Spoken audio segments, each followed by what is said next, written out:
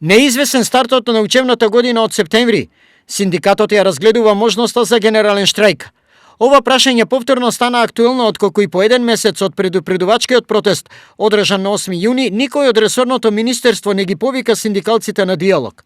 Од СОНК информираа дека во меѓувреме прателе писмо лично до премиерот Заев, но одговор не добиле ниту оттаму.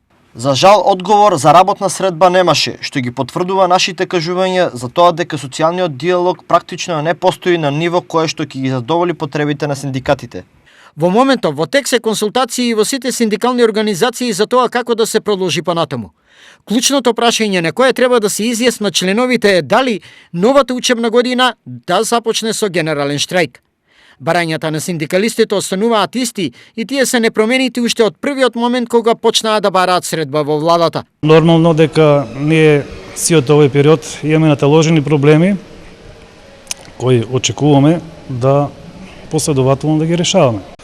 Како примерно штрајкот се организира заради непостоење на социјален диалог. Главно барање е селективното качување на плата во одредени дејности. Значи се јавува револт помеѓу вработените.